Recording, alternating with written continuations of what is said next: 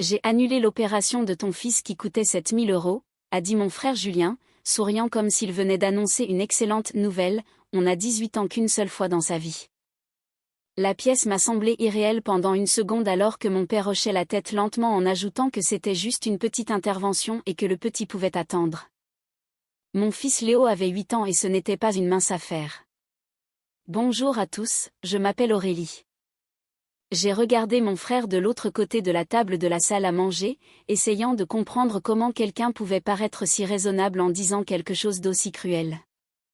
Il a ajouté avec légèreté que ce n'était qu'une correction orthodontique, pas une question de vie ou de mort, ce à quoi j'ai répondu d'un ton égal que l'intervention était prévue pour la semaine suivante.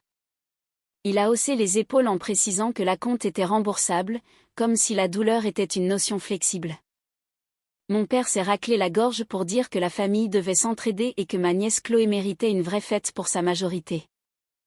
Mon fils était assis dans le salon avec son casque sur les oreilles, ignorant que les adultes débattaient de son inconfort comme s'il s'agissait d'une simple ligne budgétaire. Je n'ai pas crié et je n'ai pas pleuré, je me suis levée, je suis allée dans le couloir et j'ai composé un numéro pour dire à mon comptable que mon frère et mes parents devaient être retirés de tous les comptes joints, des propriétés et des virements automatiques avec effet immédiat. Après un silence et une demande de confirmation, j'ai validé ma décision avant de retourner à table calmement. Mon frère souriait toujours, ne comprenant pas encore ce qui se jouait. À 8 heures le lendemain matin, mon téléphone a explosé d'appels manqués et le premier coup à la porte est arrivé avant le lever du soleil, un martèlement violent et sans aucune politesse. J'ai ouvert pour trouver ma mère debout dans son pull de la veille, le mascara étalé et la panique sur le visage, me demandant ce que j'avais fait pendant que mon père restait rigide sur le perron, silencieux pour une fois. Quand j'ai demandé ce qu'elle voulait dire, elle a hurlé que la banque avait appelé parce que l'échéance du prêt immobilier n'était pas passée à cause de l'annulation du virement automatique. J'ai confirmé tranquillement et elle est restée bouche bée avant de s'emporter en disant que je ne pouvais pas couper les vivres du jour au lendemain car il comptait là dessus. Je l'ai observé attentivement dans ce pavillon qui était à mon nom, celui que j'avais acheté après l'expansion de mon cabinet de conseil et où ils avaient insisté pour s'installer temporairement il y a 3 ans. Je lui ai fait remarquer qu'ils comptaient dessus mais qu'ils n'en étaient pas les propriétaires, ce qui a poussé mon père à parler de représailles, ce que j'ai rectifié en parlant de limites. La voix de ma mère s'est brisée dans un cri en disant que l'opération de mon fils n'était que reportée, mais j'ai précisé qu'elle avait été annulée par son propre fils. La mâchoire de mon père s'est crispée et il m'a accusé de surréagir, mais j'ai répondu doucement que je ne faisais que rééquilibrer les choses, ce qu'il ne comprenait toujours pas. Mon frère a appelé alors qu'ils étaient encore sur le perron et j'ai répondu en haut-parleur pour l'entendre aboyer et demander ce qui n'allait pas chez moi puisque le paiement de la maison avait été rejeté. J'ai expliqué qu'il n'avait pas été rejeté mais qu'il avait cessé, et quand il a dit que je ne pouvais pas expulser mes parents pour un malentendu, j'ai demandé si la douleur de mon fils était un malentendu.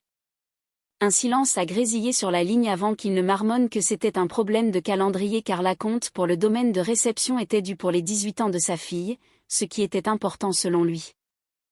J'ai regardé ma mère trembler près de la porte et j'ai rétorqué que l'alignement de la mâchoire de Léo et sa souffrance l'étaient tout autant. Mon père s'est approché pour m'accuser de punir tout le monde, mais j'ai répondu que je corrigeais simplement un sentiment d'impunité.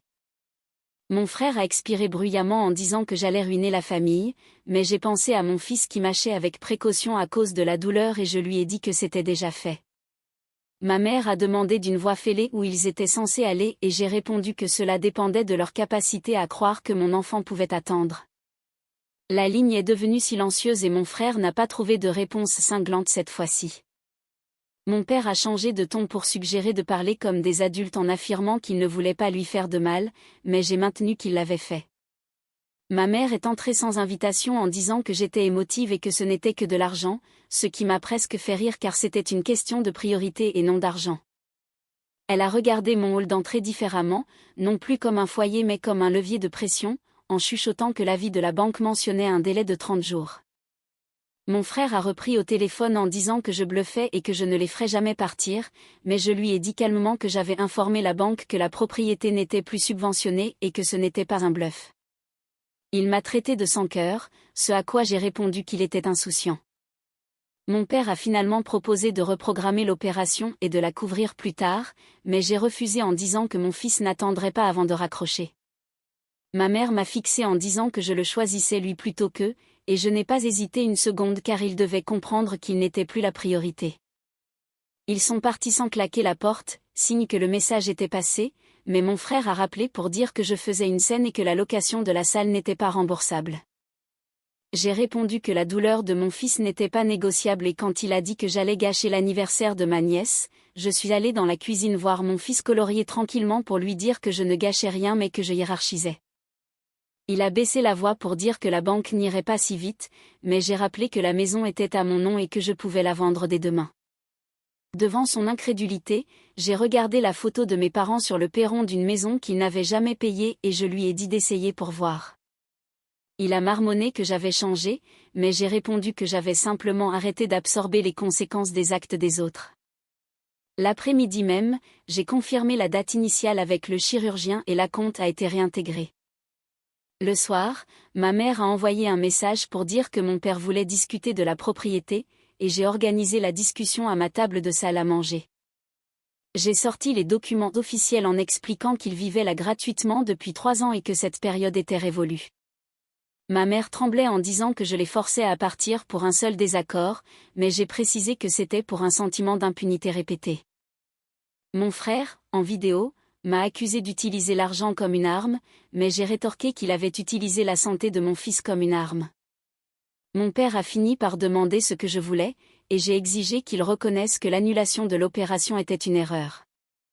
Mon frère a ricané mais je suis restée ferme.